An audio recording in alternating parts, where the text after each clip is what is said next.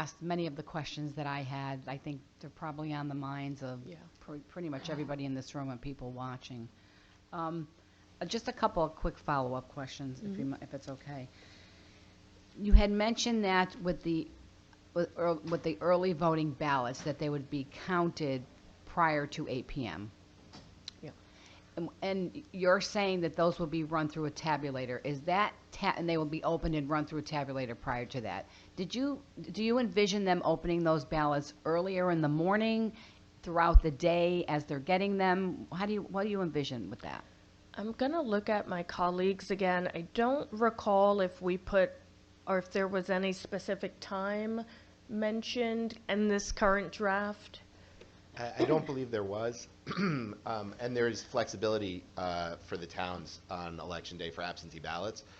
So I think there's a good reason to give towns flexibility for the early voting ballots as well. We're thinking they would run both sets through the tabulator at the same time. So the tabulator would not be totaled until after 8 p.m., is that correct? Correct. Okay. Correct. Would they run through the same tabulator as the absentee ballots? Because I know you're trying to track how many people came out and utilized early voting. Same tabulator, but batched, so we would know which was which. Okay. Got that. Is that a fair way to explain it?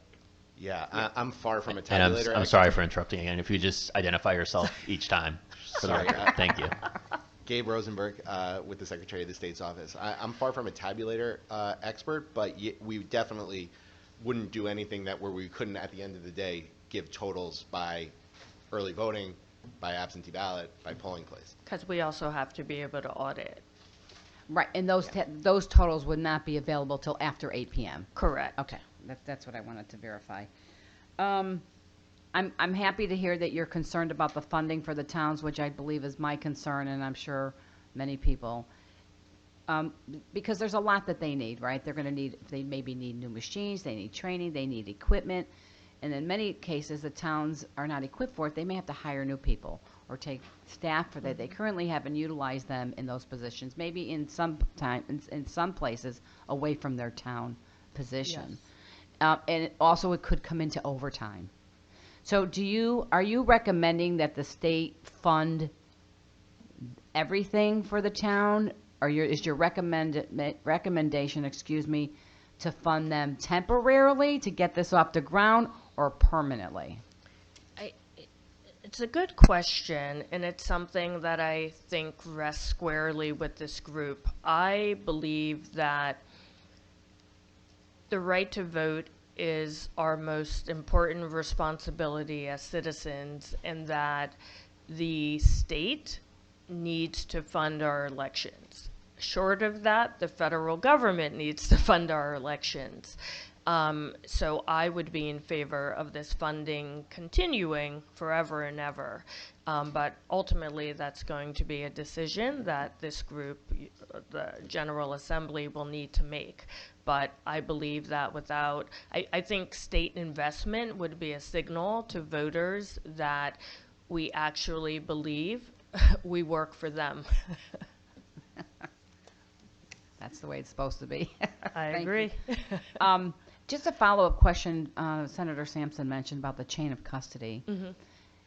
What would be different about the chain of custody that we have currently on Election Day? People go vote in a different location, and those ballots have to be transported or whatever.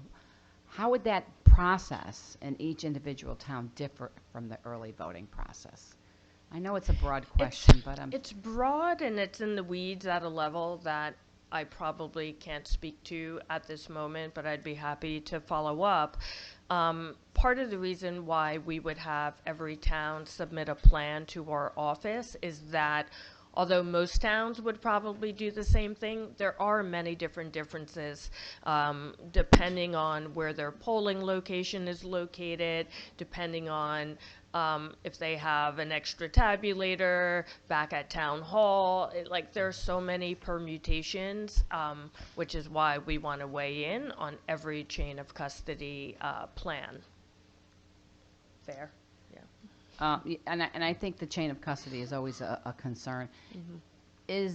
So currently, right now, technically, the whole issue with this is the time frame. And I agree with Senator Sampson, is the reasons why we opposed it in the beginning. It's always the time frame and what it's going to cost. But as I would say that over the past year or two, we've always had early voting, technically. Ballots come out, people can request an absentee ballot 30 days or so prior, which is early. And now, basically, because of the statute that was changed because of sickness, we basically have no excuse absentee. So basically, we've always had it now, the past year. Anybody can go to the town hall right now, 30 days prior to an election, and just ask for an absentee ballot there, right, and fill it out. I would say they do need to have an excuse, and they have to sign under penalty of perjury, which is what I always remind people, Right. To claim an absentee ballot. So it's not quite no excuse. I know I've used in this committee before, and I think it's important to note the difference. Absentee ballot is my husband's sick and I have to care for him. A no excuse absentee ballot is I don't want to go out on election day because I'm binge watching The Handmaid's Tale. It's literally no excuse.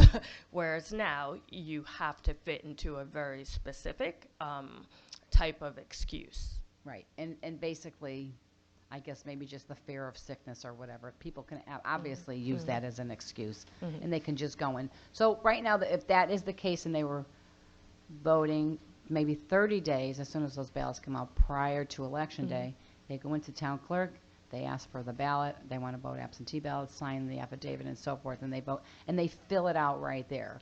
Is that basically the same type of a process that would be used for early voting? They would basically just come in, give their, kind of like you do an election day. You come in, you give your name, you fill out the ballot, but it would be a paper ballot. It'd be, right, correct? They would be. Correct. And then they would put them in an envelope? How is that sealed? Correct. I believe it would be sealed and signed.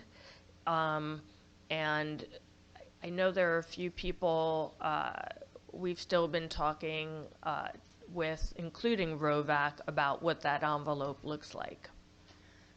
So do you envision that it would be similar to the regular process of an absentee ballot now where there's 2 envelopes? We're still talking to Rovac, Okay. trying to brainstorm through what makes sense, and also just making sure that it is noted as an early voting envelope versus an absentee ballot envelope for the reasons we spoke about before. Okay, thank you for that. My concern obviously is the days, right? Because of the cost to the towns, and this is very new to the state. Are you adamant about the 10 days? I mean, I always envision that voters voted for early voting. Obviously, we need to implement and respect their wishes. Starting out with maybe a 3 or 5 day window, so it would give the towns to get ready to get acclimated for it, get used to the idea, know what they have to do, and people are more educated, people are more aware of early voting. And certainly down the road, the legislature can always change that process because it would be in statute. They can always extend it more, maybe go 10 days. But a smaller window, I think, would give the towns an opportunity to, let's try this out. Let's see how it works. And they would come back and say, you know what, we needed a little bit more time and maybe extend it. Are you opposed to something like that? Opposed is the wrong word, but I actually think the opposite is probably true. Right now, in the absence of no excuse absentee voting, I think we need a longer time frame. I would also advocate in the beginning doing a longer time frame by doing it daily, and we've spoken with Rovac about this as well. No one knows what to expect. So by having a longer window, you're actually troubleshooting on the spot, right? Like you're figuring out if I need more staff, fewer staff, etc. So in the beginning, doing a longer period, I think gives us as a state more time to work out the difficulties. And then further down the road, if no excuse absentee balloting constitutional amendment passes and something is put in place, you may find that if, like other states, more people vote that way, that is when you might shrink the early voting window. So I'm not opposed, but I actually think it makes more sense this way. Understand, and I certainly appreciate that. My thought process was, should the state not fund this permanently for our towns, the longer days that you have, the more, obviously, more cost is going to occur in the towns, and that pretty much was my thought process on that. The other question I have is, many states that do have early voting, they do require some identification to vote, whether it's a photo ID. And currently in Connecticut, we don't have that. So are you and maybe supportive of, since we are changing early voting, to have someone come in with a photo ID requirement? And certainly if they don't have that, the state could certainly provide an ID. Is that something that you would be supportive of, or can you give me your comments on that? Well, you wouldn't be able to change the ID requirement just for early voting unless something changed. You'd have to change the laws relating to all elections. So I think it's outside the scope of this bill. And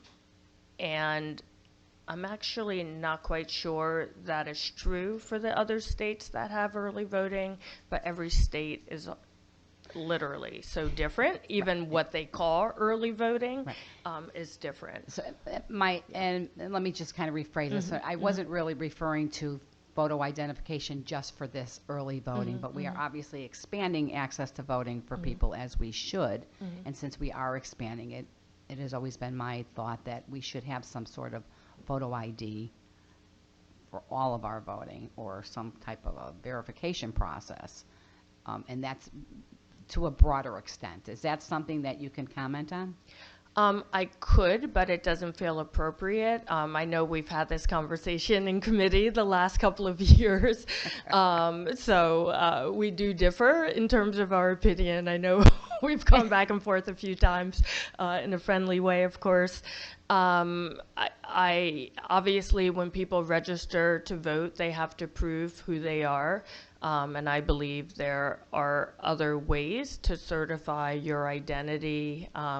My absolutely favorite line from a registrar was, all you have to do is ask a thirsty teenager how easy it is to get a fake ID. So yeah, I'll stop there. Thank you. So when it comes to voter ID and early voting, because it's another process, just like when somebody goes to vote, they can walk in and not show any identification at all. They don't have to show a bill. They can just say they don't have anything on them and just sign an affidavit affirming that they are who they are. Is that the same process, obviously, that would be with early voting? Somebody can actually just go into the early voting place and do the same thing that they do on election day. I have no ID. I have no paperwork. I have no phone bill or electric bill. This is who I am.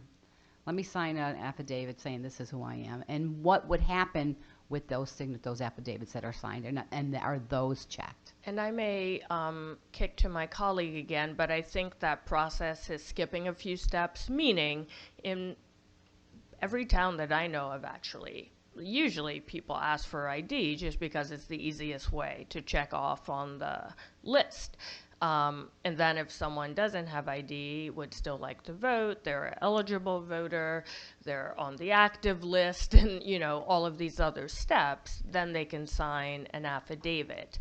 So I'm assuming the exact same process would be in place. And don't forget to identify yourself with early voting. Gabe Rosenberg from the Office of the Secretary of the State. When speaking only of already registered voters who have already voted in a federal election, so non-asterisk voters and not people who are registering during the early voting window, yes, this bill doesn't change the requirements for identifying themselves at the polls, one of which is signing an affidavit under penalty of false statement that you are who you say you are and you live where you say you live. Okay, thank you. Yes. Many towns do ask for identification and to vote. I know we do that in our town. They're really good, but it's not required. It's not a state law. They don't have to. And basically, and that's all my point was that And again, I think people get it conflated when you initially register and have voted in a federal election versus after you've done that and you show up in a polling place. There are some differences. So using the same process that we do on Election Day for a situation like that, would those ballots, those signatures for the affidavit, would those be verified through the town? Who verifies? I actually don't know offhand.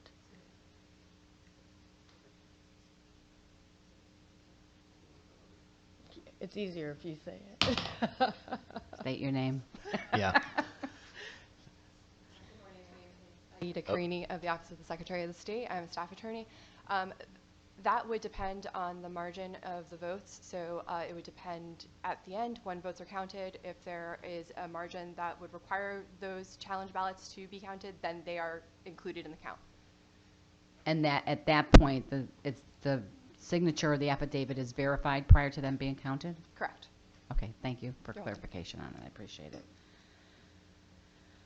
I don't think I have any questions. I appreciate you coming in. I'm anxious to hear from the Register of Voters. There's a lot to go through with this. We need to get this done and make sure that it's satisfactory with everybody, and hopefully we can do this. I hope to see you again at some point. I know in the past, our previous Secretary of State, Denise Merrill, would always take the time to meet with Senator Sampson and myself to kind of go over legislative proposals and talk about certain ideas prior to our public hearing. So I'm hoping in the future, once you get settled in, things are running a little, smooth, that we can certainly take that opportunity to do that. I would love to. Your aide probably has some messages. On my second day, I contacted you both to set up such a meeting, so great. I would love to. Yeah, I think that's beneficial to everybody. I Yeah. mean, this is a committee. We're trying to work to do the best for the people, for the voters, and obviously everybody here wants to protect the integrity of our elections, and I think it's important that we work together. But, Madam Secretary, thank you very much for Thank coming you. in and testifying.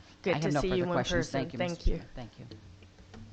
Thank you, Representative Mastrofrancesco. Next, we have Senator Marks, followed by